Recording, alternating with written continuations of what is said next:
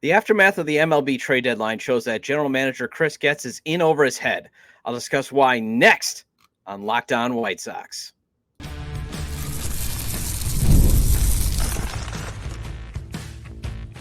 You are Locked On White Sox, your daily Chicago White Sox podcast. Part of the Locked On Podcast Network, your team every day.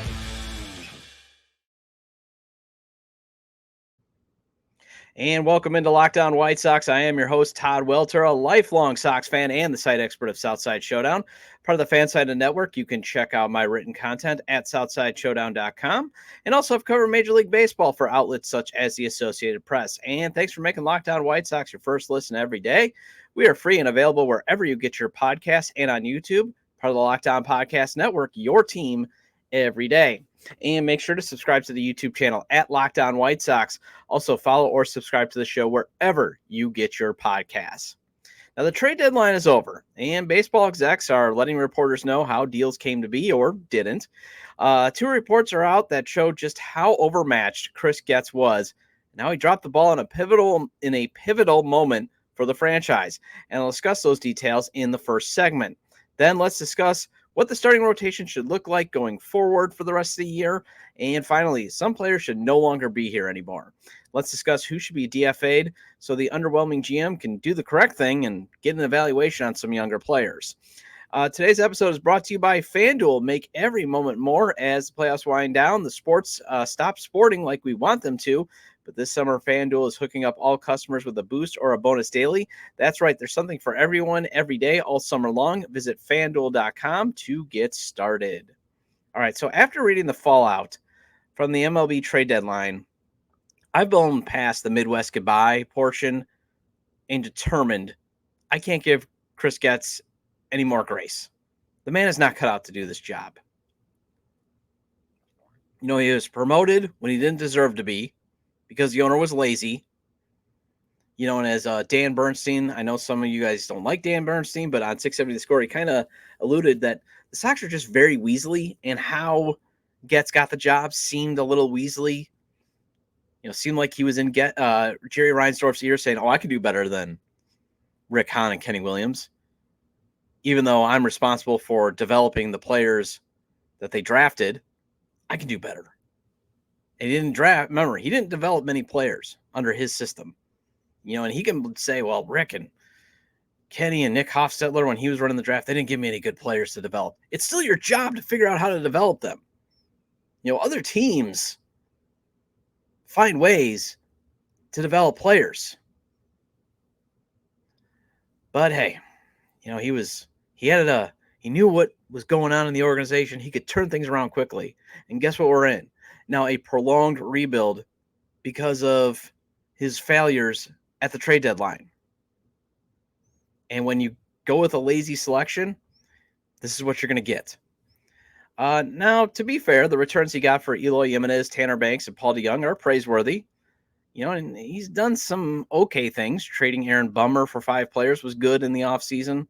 The Dylan Cease trade right now is trending towards win-win. And signing Erick Fedde in the offseason is a tip in his cap. But everything else he has done has been a failure. You know, even signing Paul DeJong, and he hit 18 home runs, was, you know, nice to get 18 home runs, but he was brought in for his glove, and he was one of the worst defensive shortstops this year. And also, he put this team together for manager Pedro Grifol, and he should have realized what Pedro was preaching is not a way to win a lot of baseball games. And then even when he put it together, that team is still terrible at executing Pedro's fast acronym style of play. He's embraced Tony La Russa being his boss without the official title. As I keep saying, he did not meet the moment of this pivotal time to change the trajectory of the franchise with a critical draft and a trade deadline. You know, this was supposed to be a draft where they should have walked away with impact bats. And they really only drafted 2 guys, even one guy, a high schooler, in the second round who's going to take some time to develop that could be an impactful bat. Otherwise, they just got guys. They got more guys like Gavin Sheets and Tim Elko possibly. And again, Tim Elko, nice player. But we're seeing what those type of guys usually developed into in Gavin Sheets. And now you got to cross your fingers and hope that a lot of these guys can exceed expectations. But anyways, 2 reports are out showing how badly Chris Getz failed to meet that moment. So the Athletics Minnesota Twins beat reporter Dan Hayes, and just remember, the Athletics still thinks the Twins are worth covering every single day, and the Chicago White Sox, who are in the third media market, are not. So just remember that. And you might remember him as he covered the Sox for NBC Sports Chicago for 5.5 years. He was on Foul Territory yesterday, and he reported that the Minnesota Twins wanted Erick Fedde badly. The Sox even made a huge trade demand for Fedde. They asked for the Twins' top 3 prospects in Walter Jenkins, Brooks Lee, and Emmanuel Rodriguez. And hey, go big. You signed this asset that had to go to the KBO to salvage his career, and he's turned into be a great value pitcher. So why not? But obviously that was a non-starter for the Twins. But they were willing to build a package around their 4th best prospect, Luke Keeschel, or at least that is what Dan thinks that the Twins would have done. And now no top 100 prospect in MLB pipeline got dealt. And that's because teams are viewing their top prospects more and more as valuable, cheap, young replacements. I had Vinny Duber of CHGO on a couple weeks ago, and he mentioned that. But the talent and the economic support not giving those guys up, at least at the deadline. But here you had the small market Twins willing to give up the number 92 prospect, according to MLB Pipeline. And Baseball America, I believe, has him in the top 50. And instead, as Hayes described, the Sox did not want to trade Fedde within the division. That's why they rejected the Twins. So, okay, on the fairness perspective, Miguel Vargas was a top 50 prospect before he graduated from that status. But at the same time, Keeschel is 21, and his development ledger is clean at the big league level. He's still a blank canvas. And on the organizational malpractice level, that is what Getz did. He owes it to the franchise at this point to get the best deal possible. And it sounds like the Twins were willing to give just as good of an offer as the Dodgers did. And ego got in the way, according to Hayes, as the Sox and even the Tigers said no when it came to Tariq Skubal because they did not want to help a division rival get better. That is the dumbest rationale I have ever heard in my life. First, as I keep saying, the Twins have had no trouble beating the White Sox lately without Erick Fedde. Second, the Sox have lost 84 games. They are 40 games back of Cleveland. They are nowhere near ready to compete for the division. So they have to stop looking at, well, if we make this deal, how will this impact us in the division race? It won't. It won't for the next 2 or 3 years. Instead, they should be looking at as how a division rival wants our player right now, and how can we leverage that player to get prospects back that will haunt them for years to come. Now, the Athletics' Jason Stark had another damaging report when he spoke with execs on how the team didn't trade Garrett Crochet and how they got swindled with Getz pivoting to the Dodgers and Cardinals deal for Fedde. Here's an excerpt. All right, so it wasn't as if all they did this month was sit around and order deep dish from Lou Molinati's. But remember, it was a seller's market, and the industry consensus is that by that standard, the White Sox weren't able to use this market to build up a sort of prospect inventory the other big sellers collected. Pause. As Stark, if you read the piece, if you subscribe to The Athletic, he mentions the Miami Marlins did a great job of collecting prospect inventory. Back to the excerpt. In part, there was because of the way they handled that 3-team trade. But the biggest part was their decision not to trade Crochet when he was clearly the most heavily pursued pitcher and player overall in this market. But maybe you're thinking, wait, didn't Crochet's agent say he wouldn't work in relief for a new team or pitch in October unless he got a contract extension? And yep, that happened. But several execs I spoke with this week said the teams were willing to ignore that edict. And if White Sox general manager Chris Getz thought that was a deal breaker, why did he keep talking to multiple teams about Crochet practically right until the deadline gong sounded? Quote, I think for sure they would have moved Crochet, end quote, said an exec from one team that at least kicked the tires on him. Quote, now maybe they're going to say, okay, we'll just hold on to him until the winter when you got all the teams involved. I just know there were some pretty big prospect names being tossed around. And look, he's not my player, but let's just say I'd have been tempted to do something if I were them, end quote. Hey, it's nobody's decision to make but the White Sox, and they have every right to say no thanks. But let's mention this one more time. It was a seller's market. Says as one AL exec put it, quote, I just don't feel like they have maximized what they could have gotten. And they were going through a rebuild, and you have a really good trade assets. You have to maximize them if you're going to get through it quickly, end quote. So right there, Chris Getz has set the team back years by this missed opportunity. And then Stark reported when it came to the Fedde deal, here's one more excerpt. The industry loved the Cardinals end and was amazed by what the Dodgers wound up with, and once again was mystified by the White Sox approach. Quote, in general, I feel this way, said one rival exec. As a buyer, I'm always trying to get people to package things together, but as a seller, you almost never want to do that. So how did that happen? The White Sox had to agree to it, and John Malzahn and the Cardinals front office did an excellent job of driving it in their own direction. But Friedman, the Dodgers president of baseball operations, just has this way of spinning that sort of three-team magic, and his fellow execs can't help but applaud it. Oh boy. So Getz's ego got in the way of dealing with the Twins, and his inexperience got him an underwhelming return. You and I have a vague idea of how the team will get back to being competitive, collecting pitching arms and have Brian Bannister develop them, but you and I still have no clue how the lineup will be constructed to become competitive. And that's because it's hard to see that Getz has a vision. He's clearly inexperienced. He's clearly overmatched. And in that way, he's just shown he cannot execute whatever vision he has to develop a lineup into a reality. Well, starting pitching is something you and I do not have to worry about. However, it would be nice if the rotation looked like this for the rest of the season that I'll discuss next on Locked On White Sox.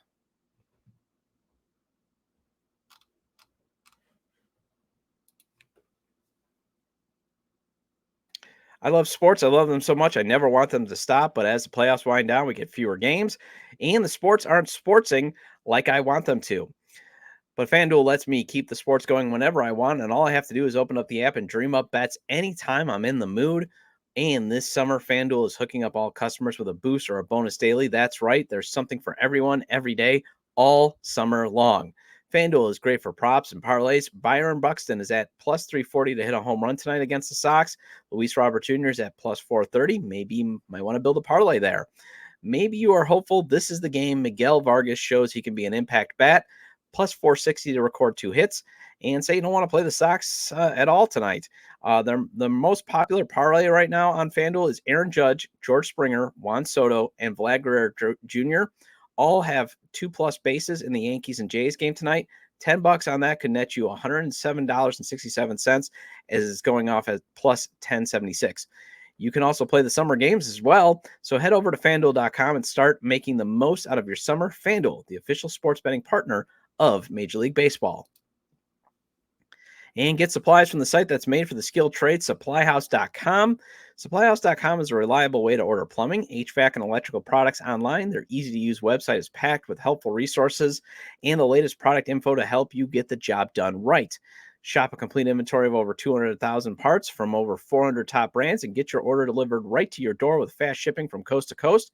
Need help with an order? Get expert support and industry-leading service from the friendliest folks in the business and talk to a real person every time. Pros in the skilled trades can get a competitive edge by joining SupplyHouse.com's free Trade Master program. Every Trade Master gets access to a dedicated phone line, free shipping, and discounts on every order. Join the thousands of trade pros already benefiting from their free membership at SupplyHouse.com/TM and order plumbing, HVAC, and electrical supplies from anywhere with just a few clicks at SupplyHouse.com.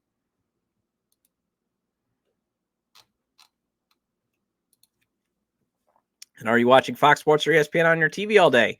Have to turn on the volume with all that shouting? Make the switch to Locked On Sports Today, a free 24/7 sports streaming channel program for you every day to bring you the biggest sports stories without all that screaming. Locked On Sports Today brings you can't miss analysis, opinions, and news streaming 24/7 on YouTube or the free Amazon Fire TV channels app, part of the Locked On Podcast Network, your team every day. And the White Sox start a 3-game road series with the Minnesota Twins tonight. First pitch is at 7:10 p.m. Central. Catch every pitch of the White Sox hometown broadcast with SiriusXM on the SXM app. Search White Sox. And welcome back to Locked On White Sox. I'm your host, Todd Welter, and thank you for making the show your first listen. Lots of great White Sox podcasts out there. I just always ask, you make me your first listen. And at a very minimum, keep me in your rotation. All right, so the main thing that would be nice to see is if Chris Flexen does not start for the rest of the season. Not because he's a bad pitcher. He's done all right this season. No, it's because he shouldn't have been on the team anymore. Another failure of Getz was to not trade vets on one-year deals for a flyer. And Chris Flexen should have nailed you, should have returned you a flyer prospect. Maybe, not a top 30 prospect of a system, but should have maybe netted you a guy who's 19, 20 years old. Some of those international free agents you sign, lottery scratch off, because he could take the ball every fifth day for a contender that's that has a rotation banged up to be their fifth starter. And then you move him to long relief in the playoff series, because he's shown that he can be a decent long reliever this year. And again, his starts are he's going to pitch himself into trouble, and then you got to hope he can minimize the damage. And unless he's facing the Rays, he's not been a pitcher that is capable of pitching the Sox to victory. But if he can minimize his damage, and I guess that, that would be the risk of a contender being like, look, this guy is always going to put people on base.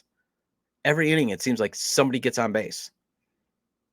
But what he's been effective at this year is minimizing the damage.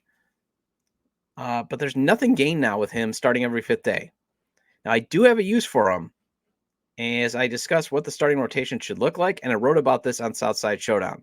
So here's what the starting rotation should look like for the rest of the season. Starter one, no-brainer, it's Garrett Crochet. Since he's on an innings limit, although I would prefer it to be a pitch count limit, just stop with the secrecy.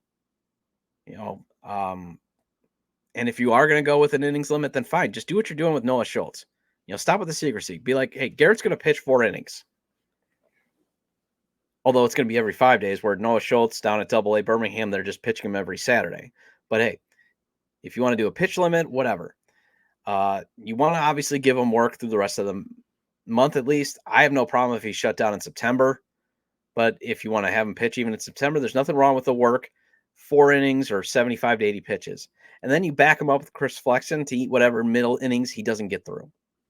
Because again, Flexen, when he was demoted to the bullpen briefly, he showed he was an effective long reliever.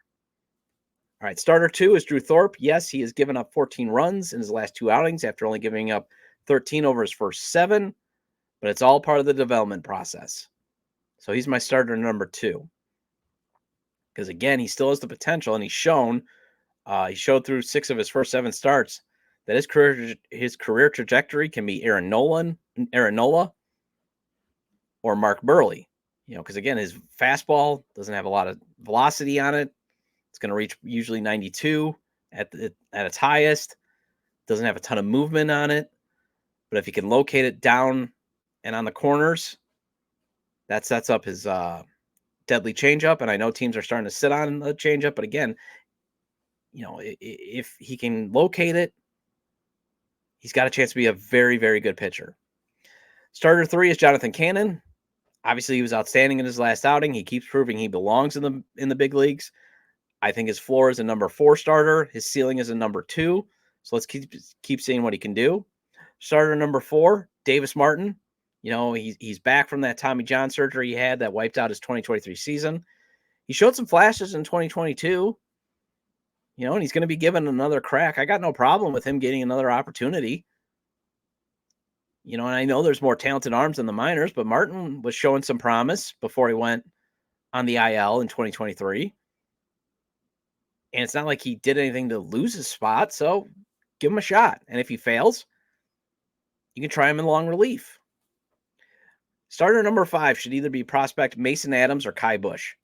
So if the Sox want to go with another lefty, go with Bush. If you want a righty who can spin the ball well, go with Adams. You can even go with a coin toss.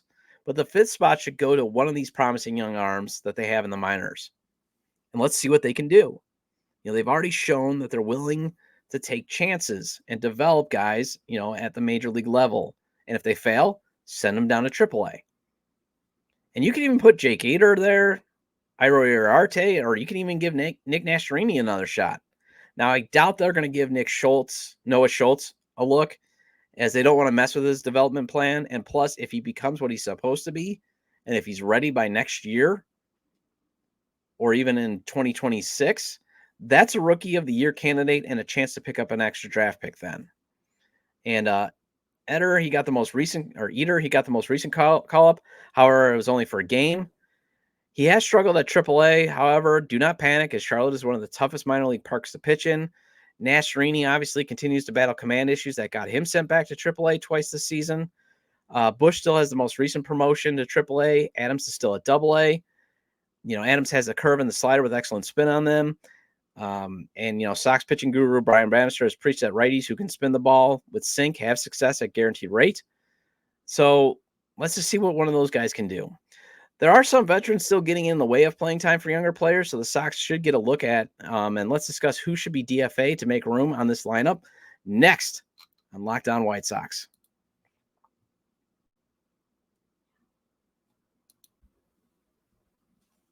When I'm at the ballpark, I love getting a hot dog and chasing it down with an ice cold pop. My daughter and wife love getting the ice cream of the future as well. That is the only way I can get them to a game, actually. But sometimes they still get thirsty, and next time I'm going to suggest Liquid IV. When taking in America's pastime, don't forget to hydrate with Liquid IV's Popsicle Firecracker flavor, a surefire summer hit. Get hydrated with electrolytes, essential vitamins, and clinically tested nutrients from the #1 powdered hydration brand in America. Because baseball and summer go together like Liquid IV and indulgent hydration. I'm getting ready to go to Florida in a few days. It's going to be humid, and you best believe I'm going to be packing some Liquid IV to stay hydrated, especially since I can get hydrated faster than buying one of those expensive sports drinks at Disney. Blast off with the iconic summer flavor of Popsicle Firecracker, a festive blend of citrus-fueled lemon lime, tart cherry, and raspberry flavors. You just tear, pour, live more. One stick plus 16 ounces of water hydrates you better than water alone. 3 times the electrolytes of leading sports drinks, 8 essential vitamins and nutrients. No more thirsty summers when you indulge in hydration with Liquid IV. Get 20% off your first order of Liquid IV when you go to liquidiv.com and use code MLB at checkout. That's 20% off your first order when you shop Better Hydration today using promo code MLB at liquidiv.com.